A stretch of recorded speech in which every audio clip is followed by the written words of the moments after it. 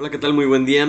Bienvenidos nuevamente a nuestra reunión virtual. Seguimos con nuestro estudio de Primera de Tesalonicenses y vamos a hacer algo un poco diferente esta mañana porque la ilustración para comenzar la vamos a encontrar en Efesios. Efesios capítulo 2 versículo 18 dice así: porque por medio de él, los unos y los otros tenemos entrada por un mismo espíritu al Padre.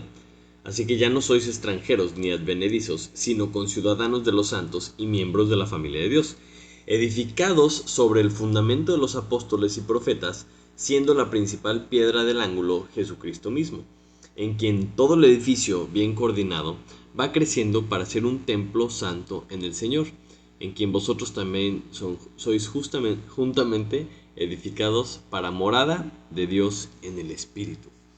Entonces, muchas veces cuando la Biblia habla de la iglesia local, utiliza la ilustración de un edificio, ¿no? Y aquí menciona que la piedra angular es Cristo.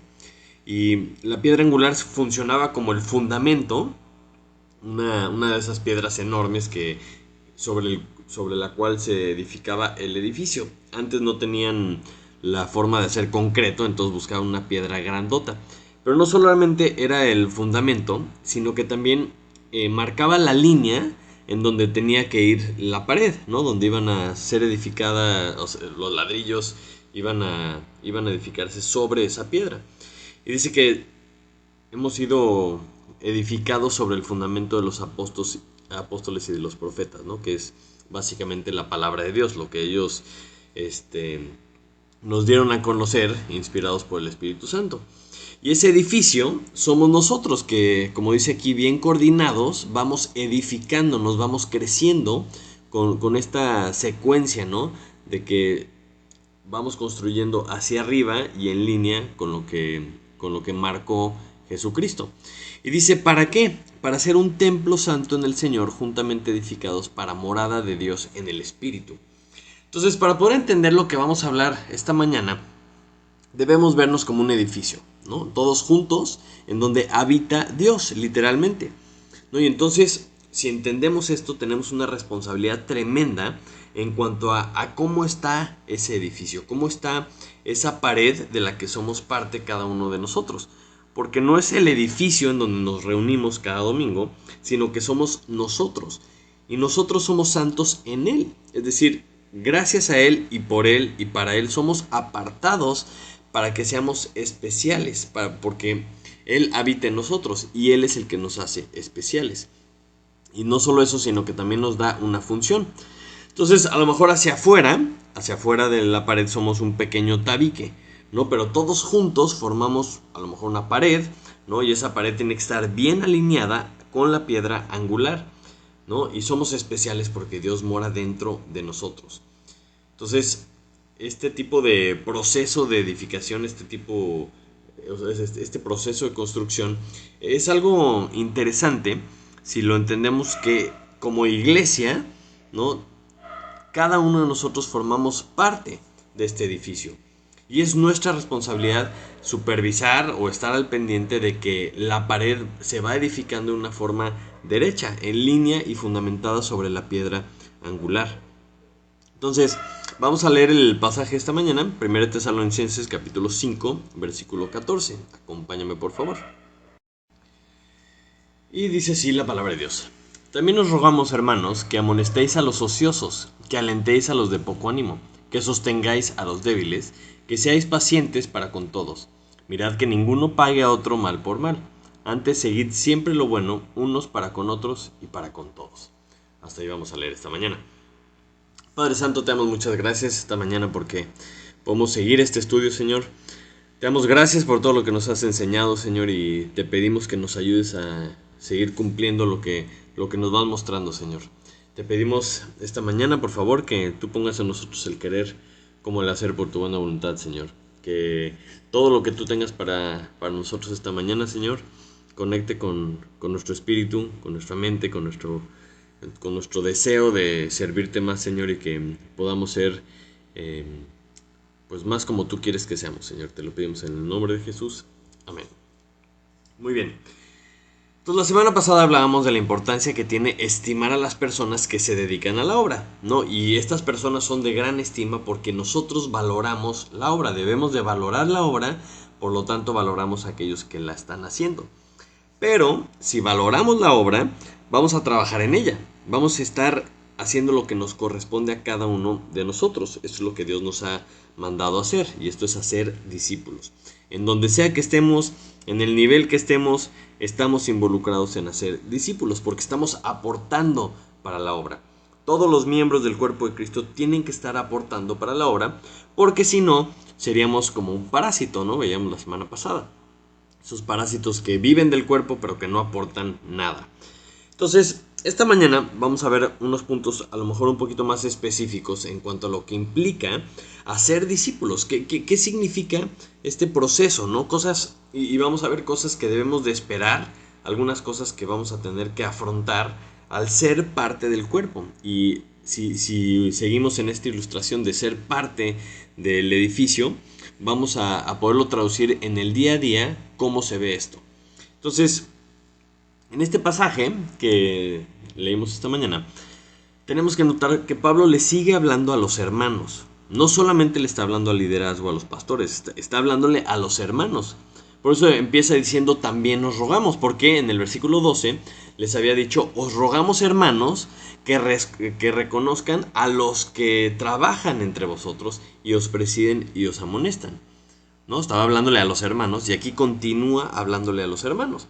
Y cada uno de los 5 puntos que vamos a ver nos habla nuevamente de una instrucción, algo que viene en imperativo. Y nos habla de algo que no está bien, ¿no? Y cómo le hacemos para confrontar esto que no está bien. Entonces, versículo 14 empieza diciendo, también os rogamos, hermanos, que amonestéis a los ociosos. Entonces, ¿cuál es el problema en este primer punto? Dice el ocio, ¿no? Que tenemos que amonestar a los ociosos. Y en el contexto a lo mejor de nuestra cultura, alguien ocioso es alguien que no tiene nada que hacer, ¿no? Pero la palabra original que utiliza aquí el apóstol Pablo no es que no tenga nada que hacer una persona ociosa, sino tiene más que ver con una persona que es un insubordinado o alguien que está desalineado. Si fuera algo como el ejército, estaría alguien fuera de rango, ¿no? Como que no está haciéndole caso a sus superiores. Y es más como alguien que no se presenta a trabajar. Es decir, un ocioso es alguien que no está haciendo nada, pero no porque no tenga algo que hacer, porque ya se le ha sido asignado, ya tiene una responsabilidad, pero deciden no hacerlo. Entonces a estas personas las tenemos que amonestar. Y en el Nuevo Testamento esta palabra no aparece más que una sola vez, pero la idea también aparece en Tito, cuando Pablo le está diciendo a Tito las características que tiene que tener un diácono, un obispo. Y le dice que no deben de ser rebeldes, ¿no? Y más adelante dice que no deben de ser contumaces. Estas dos palabras quieren decir que no hacen caso a las instrucciones. Entonces, la gente que no obedece a Dios, la gente que no hace caso a la palabra de Dios, pues obviamente no pueden estar en el liderazgo, ¿no? Entonces, cuando en nuestra iglesia tenemos personas ociosas, en el sentido de que pues, ya tenemos algo que hacer, tenemos una misión que Dios nos ha encargado, y no lo están haciendo, esas personas son las ociosas. Y la solución que nos presenta Pablo y compañía aquí en 1 Tesalonicenses es amonestar a estos ociosos. Y esta amonestación tiene un tono como un poquito de advertencia, pero advertencia como en buena onda, en avisarles, en hacerles ver a estas personas que están mal. Como en 1 Corintios capítulo 4 utiliza la misma palabra porque estamos hablando de que le estamos amonestando a los hijos. No es una amonestación como de padres a hijos, o sea, te estoy diciendo que te va a pasar esto, ¿no? Y normalmente una amonestación viene junto con digamos, un tono de amor, de decir, te estoy queriendo evitar un problema. 1 Corintios 4:14 dice, no escribo esto para avergonzaros, sino para amonestaros como a hijos míos amados. Cuando amonestamos a un hermano que está ocioso, no es para avergonzarlo, no es para que se sienta menos o para que nosotros nos sintamos más, es para que entienda en amor, ¿no? Como un hijo, que entienda en amor que lo que está haciendo está mal. Entonces, esto es una responsabilidad que tenemos todos en la iglesia. Es algo que todos tenemos que hacer. Es algo que es responsabilidad de todos el hecho de que estemos al pendiente unos de otros. Y para entender un poquito como esta responsabilidad que tenemos, acompáñame a Ezequiel. Ezequiel capítulo 33. Y les voy a leer un pedacito que explica muy bien esta actitud que debemos de tener. Ezequiel capítulo 33, versículos del 1 al 9 dice: Vino a mí palabra de Jehová diciendo: Hijo de hombre, habla a los hijos de tu pueblo y diles: Cuando trajere yo espada sobre la tierra, y el pueblo de la tierra tomare un hombre de su territorio y lo pusiere por atalaya, y él viere venir la espada sobre la tierra, y tocare trompeta, y avisare al pueblo, cualquiera que oyere el sonido de la trompeta, y no se apercibiere, y viniendo la espada lo hiriere, su sangre será sobre su cabeza. El sonido de la trompeta oyó, y no se apercibió, su sangre será sobre él. Mas el que se apercibiere, librará su vida, ¿no? El que se da cuenta, pues va a salir corriendo porque viene la espada. Pero si el atalaya viere venir la espada, y no tocare la trompeta, y el pueblo no se apercibiere, y viniendo la espada hiriere de él a alguno, este fue tomado por causa de su pecado, pero demandaré su sangre de mano del atalaya. A ti pues, hijo de hombre, te he puesto por atalaya a la casa de Israel, y oirás la palabra de mi boca, y los amonestarás de mi parte.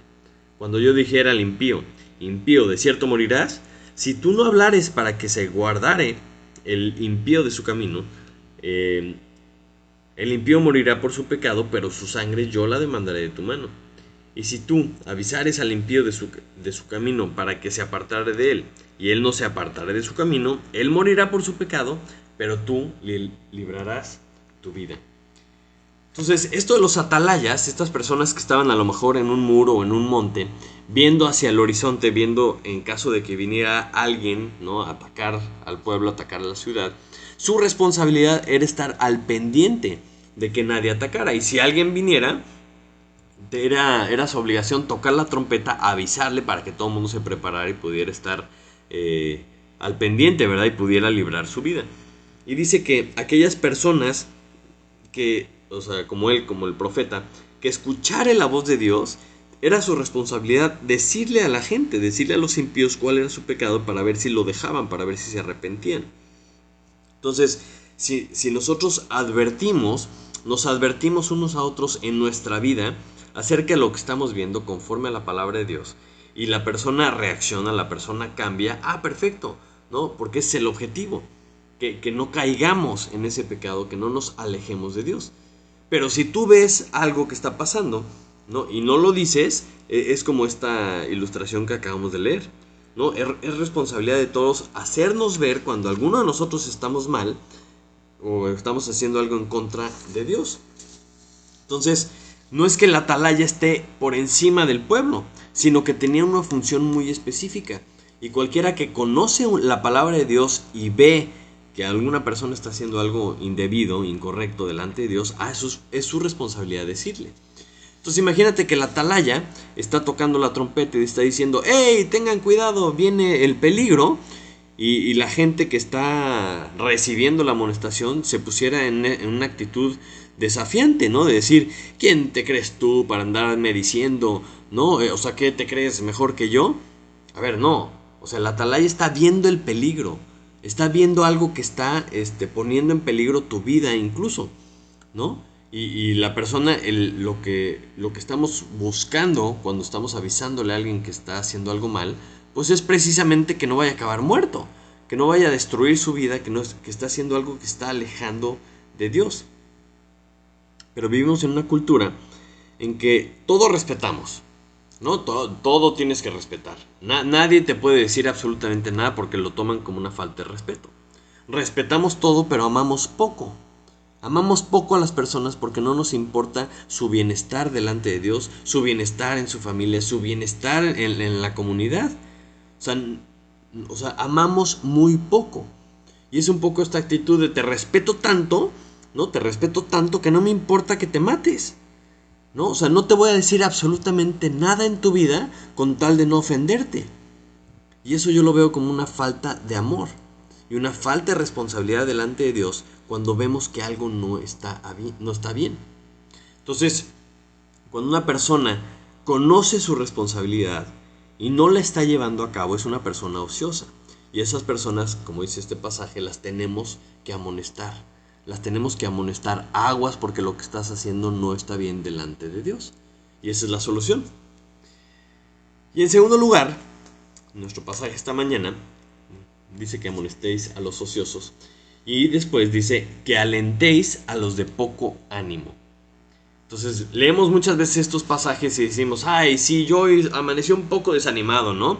Y pensamos que nos tenemos que estar animando, tenemos que estar echándonos porras, ¿no? Tenemos que mandar un mensajito en el WhatsApp en la mañana y decirle a todos, levántense con muchas ganas. Pero ¿a qué se refiere? ¿No? ¿Cuál es el problema que tenemos aquí? El poco ánimo. ¿Qué significa esto? Literalmente significa débiles mentales. Son aquellas personas que están indecisas. En otros lugares la Biblia los llama inconstantes o de doble ánimo, ¿no? Como en Santiago 1:8. Dice que el hombre de doble ánimo es inconstante en todos sus caminos. La persona que no se decide, que está en la Y y tiene las dos alternativas y no se decide. Entonces, ¿cuál es la solución con estas personas? Alentarlos. Y es animarlos o incentivarlos, pero no como porrista. De, ay, sí, sí se puede, no. No como porrista, porque lo que busca la solución es corregir el problema de raíz, el problema de ser un indeciso, inconstante, una persona de doble ánimo. Entonces, ¿a qué se refiere entonces? Acompáñame a Santiago capítulo 4, versículo 8. Nos hace entender un poquito más acerca de eso. Dice, acercaos a Dios y Él se acercará a vosotros. Pecadores, limpiad las manos y vosotros, los de doble ánimo, purificad vuestros corazones. Esta ilustración me encanta porque, o sea, si tú tienes una joya, tienes un montoncito de plata, lo tienes que meter al fuego para purificarlo. ¿Y qué es lo que pasa cuando se funde? Bueno, pues puedes quitarle toda la escoria para que te quede solamente la plata. Y eso es la ilustración que está haciendo con los corazones. O sea, se le tiene que quitar toda la escoria, todos los pensamientos que no es lo puro, que no es lo que Dios está diciendo. Entonces tenemos que ponernos a pensar qué tenemos en el corazón. Un ejemplo muy, muy claro de esta situación de un grupo de personas con doble ánimo es cuando Elías se enfrenta a los profetas de Baal. Porque él confronta a toda la nación de Israel y le dice, ¿hasta cuándo claudicaréis vosotros entre dos pensamientos? Y les dice, bueno, o sea, ¿van a seguir a Jehová o van a seguir a Baal? O sea, decídanse, ¿quién es el bueno? ¿Quién es el Dios verdadero? ¿No? Y es ahí donde pone el concurso de que lloviera fuego del cielo, que demostrara quién es el Dios. Y una vez que ya tenían claro quién era el Dios verdadero, entonces ahora sí, a seguirlo. Ya no tienes pretexto, ¿no? Entonces lo que estaba haciendo aquí Elías era purificando el corazón de la nación, que se decidiera de una buena vez.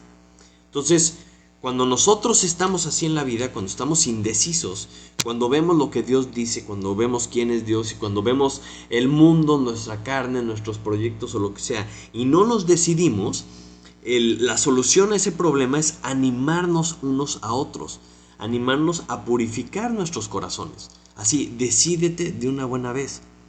¿Vives para Dios o vives para el mundo? ¿Qué es lo que estás haciendo? Y esto es clarísimo a lo largo de toda la Biblia porque nos dice no puedes servir a dos amos. Apocalipsis 3:15, cuando Juan, el ángel de Jehová le está hablando a la Odisea, les dice que son unos tibios y que los vomitará de su boca. No, esas personas que pues tienen agua fría y agua caliente, ni una ni otra se hace tibia. Y dice, los vomitaré de mi boca. Entonces, si tú quieres animar a alguien o si tú necesitas que alguien te anime, o sea, el punto es llegar a tomar una decisión. O sea, tienes que seguir a Jesucristo. Tienes que ser valiente y esforzado como Josué. Y es todo o nada. No podemos ser tibios porque dice Dios que nos vomitará de su boca si somos tibios. Entonces, al siguiente problema, ¿no?, de poco ánimo, la solución es alentarlos. alentarnos a que tomen una decisión por Cristo. Y seguimos en el punto número 3, que dice, después de decir de alentar a los de poco ánimo, dice que sostengáis a los débiles, ¿no? Y esta a lo mejor puede ser un poquito engañosa, ¿no? Porque en otros pasajes leemos el de soportar, como si los tuviéramos que aguantar sufridamente, ¿no? Y estamos hablando como en términos de construcción, de soportar, ¿sí? O de sostener, como la parte de abajo está sosteniendo la parte de arriba. ¿Y quiénes son los débiles? Porque el problema en este pedacito son los débiles, son aquellos que no tienen fuerza y no tienen poder. Entonces, ¿de qué estamos hablando aquí? Porque no, obviamente no es de ir al gimnasio o de tener un carácter fuerte, ¿no? Dominante que mueve las masas. No, no, no. Porque nosotros sabemos de dónde viene nuestro poder. La semana pasada que hablábamos de la armadura de Dios, decíamos fortaleceos en el Señor y en el poder de su fuerza. Entonces, ¿cómo se manifiesta este poder en nuestra vida? ¿Cómo se manifiesta esta falta de poder en nuestro diario vivir? Bueno, es una forma de verlo muy fácil. ¿Te domina el Espíritu Santo de Dios o te domina tu carne? ¿No? Porque la solución para los débiles la encontramos en Romanos capítulo 15. Acompáñame rápidamente, Romanos capítulo 15. Versículo 1 dice: así que los que somos fuertes debemos soportar las flaquezas de los débiles y no agradarnos a nosotros mismos. Cada uno de nosotros agrade a su prójimo en lo que es bueno para edificación, porque ni aun Cristo se agradó a sí mismo. Antes bien, como está escrito, los vituperios de los que te vituperaban cayeron sobre mí. Es increíble que dice para edificación, ¿no? Y para edificación es importante porque tenemos que entender esto. O sea, para tú poder construir un segundo piso o para tú poner un siguiente ladrillo, primero tiene que estar sólido la parte de abajo. No puedes construir arriba hasta que no esté sólido la parte de abajo, ¿no? Y eso en el día a día lo llamamos nosotros discipulado. Porque para que crezca un nuevo discípulo tiene que haber un discipulador que que funciona como fundamento. Porque lo que él edifique, digamos, hacia arriba, va a ser sobre su propia vida. Si el discipulador no está firme en Dios, si no está controlado por el Espíritu Santo, va a ser un débil que está edificando sobre sí mismo, y lo que pasa cuando edificamos así es que las cosas se caen, ¿no? Por eso es importante tener la ilustración de una pared o un segundo piso en edificación, porque nos estamos soportando, los fuertes, los que ya están firmes, soportando a los débiles que van a ir encima. Y esos débiles se vuelven firmes y ahora sí, pueden seguir construyendo hacia arriba. Pero muchas veces leemos lo que dice la Biblia y qué tanto creemos lo que dice aquí. Porque dice que los que somos fuertes debemos soportar las flaquezas de los débiles y no agradarnos a nosotros mismos. Entonces digo, caray. O sea, a lo mejor yo no soporto, yo no aguanto, yo no funciono como un fundamento para los demás porque yo estoy buscando agradarme a mí mismo. Y si yo me agrado a mí mismo, entonces no soy fuerte. Porque la única forma de ver el poder, ¿no? La fuerza de Dios actuando en nosotros es en esa fuerza de voluntad que es fruto del Espíritu, ¿no? Lo conocemos como templanza. O sea, tú no puedes controlarte, no puedes controlar tu boca, no puedes controlar tu carne. Entonces no tienes el poder del Espíritu, ¿no? Y alguien más te está sosteniendo. O sea, estás a lo mejor en la etapa de debilidad y está perfecto. Si estás creciendo, está perfecto porque todos tenemos que pasar por esa etapa en algún momento. Pero cuando tú vives en el Espíritu, eso es el verdadero poder.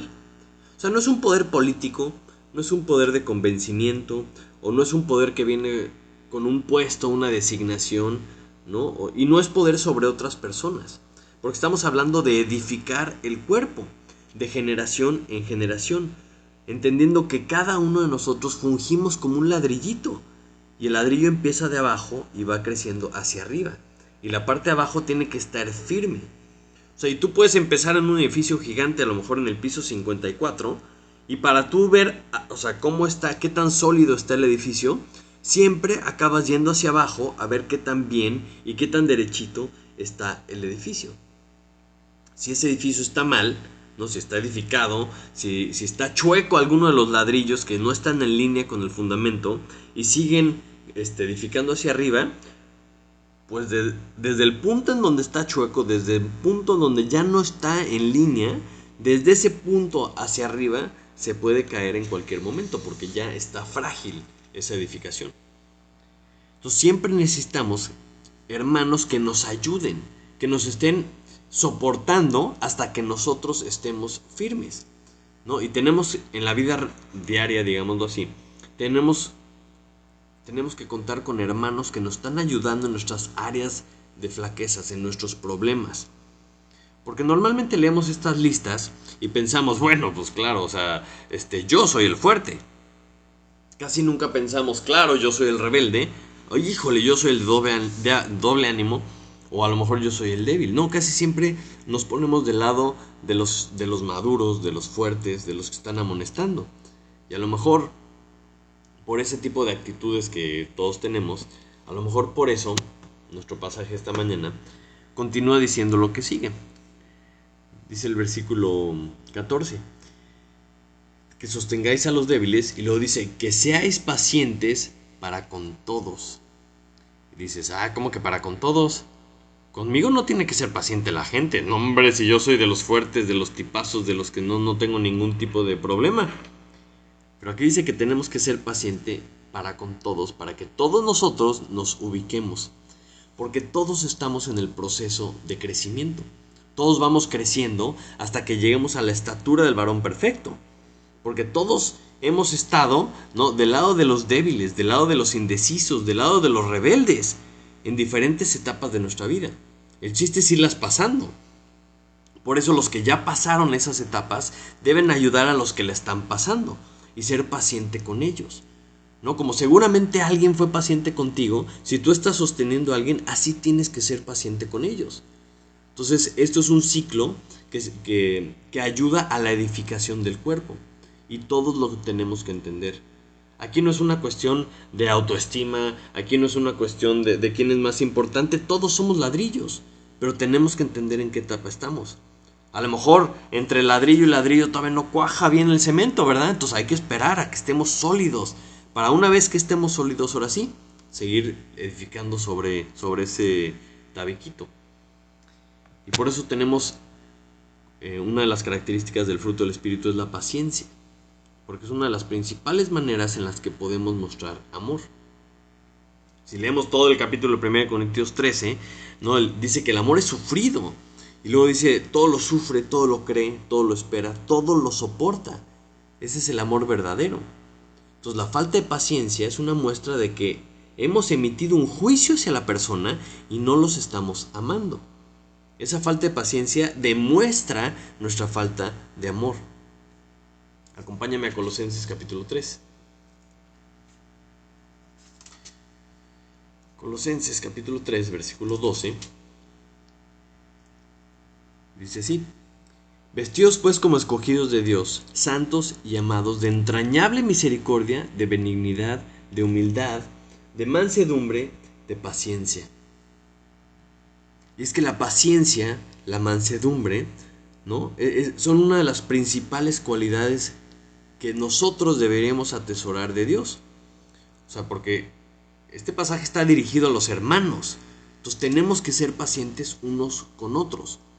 Porque si entiendes la paciencia, la misericordia que Dios ha tenido contigo, ¿no?, y que a las primeras de cambio no cayó fuego del cielo y nos incineró por como hemos sido, entonces ese mismo amor, esa misma misericordia, tenemos que dársela a los demás.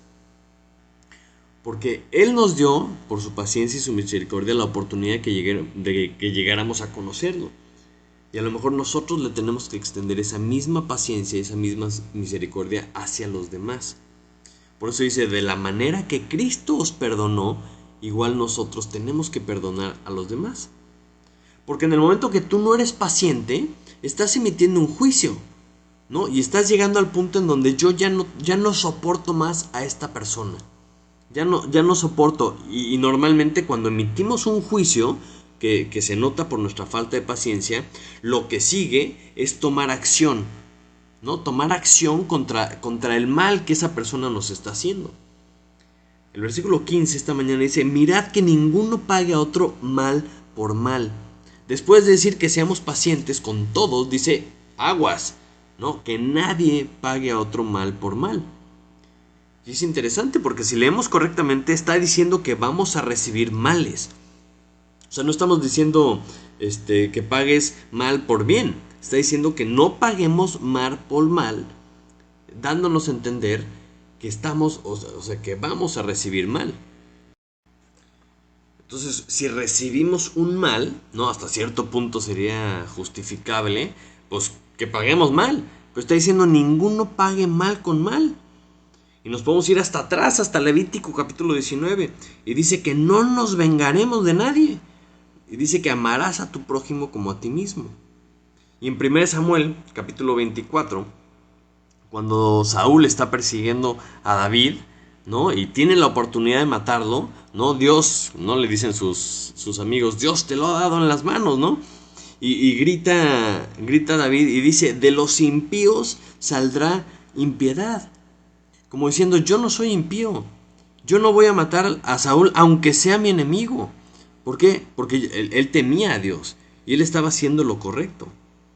Entonces, si nosotros no somos impíos, ¿cómo va a salir impiedad de nosotros? Aunque los demás hagan lo que sea. Cuando tú eres impaciente y cuando tú ejecutas, ¿no?, la condena, ¿no?, nos volvemos los verdugos. Pero nosotros mismos somos los que estamos emitiendo el juicio hacia esas personas por lo que sea que están haciendo para hacer el mal. Y eso solamente le corresponde a Dios. ¿Quiénes somos nosotros? ¿Quiénes nos creemos nosotros? Acompáñame a Mateo capítulo 5. Mateo capítulo 5, versículo 44.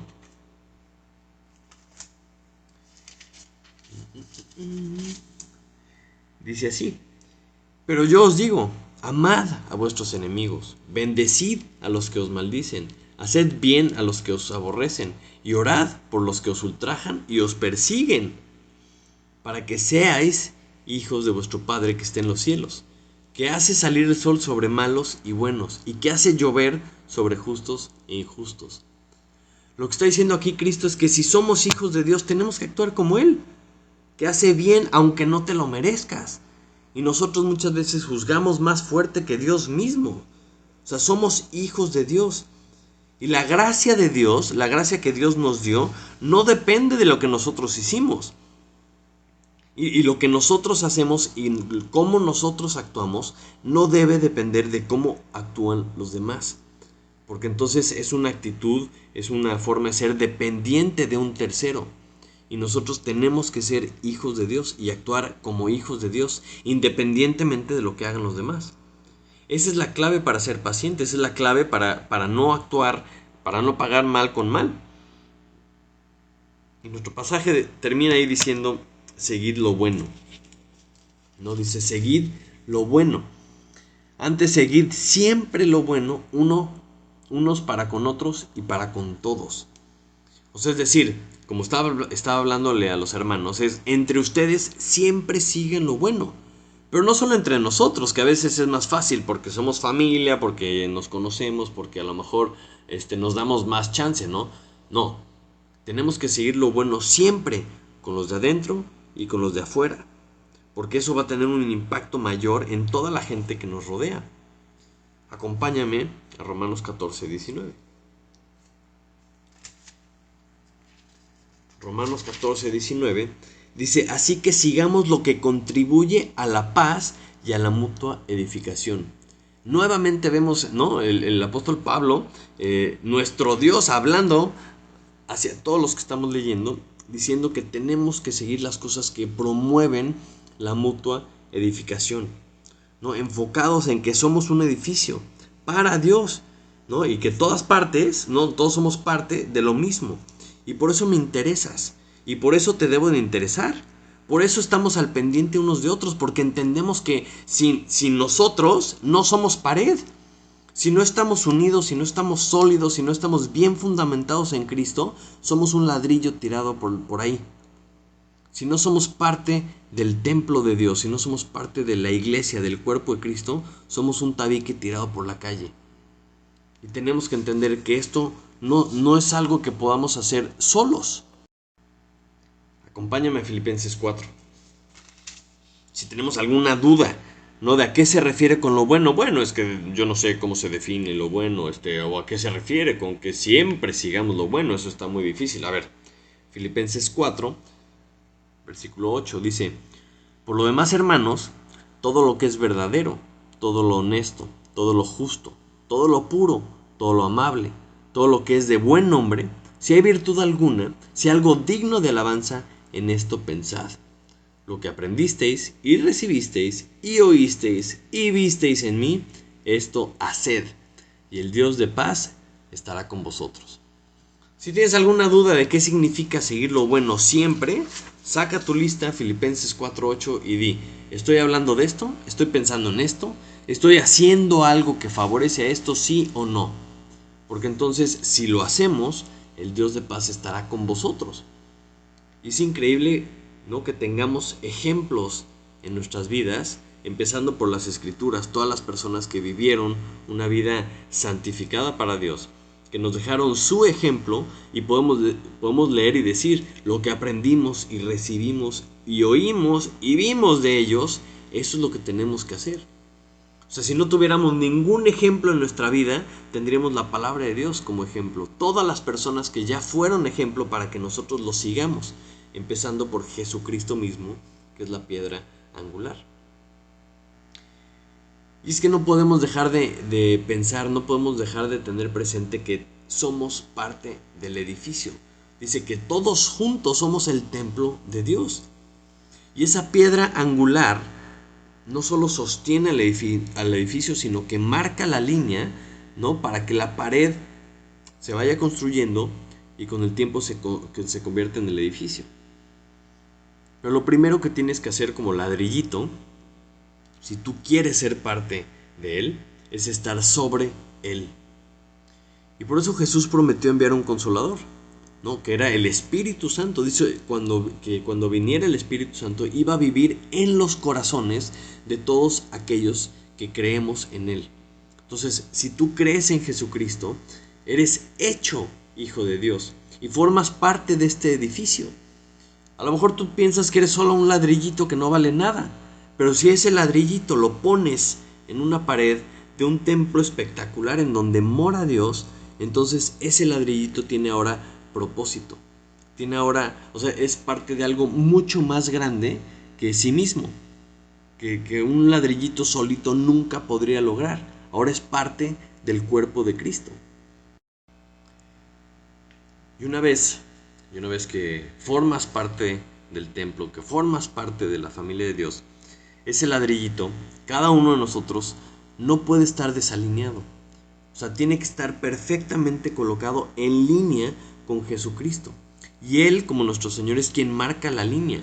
Él es el fundamento. Y sobre Él está lo que edificaron los apóstoles y los profetas y todas aquellas personas que vinieron antes de nosotros. Y todo esto que vemos hoy son casos de personas que se están desalineando, que se están traslapando, se están saliendo de esta línea, que no encajan con la línea que ha marcado Jesucristo.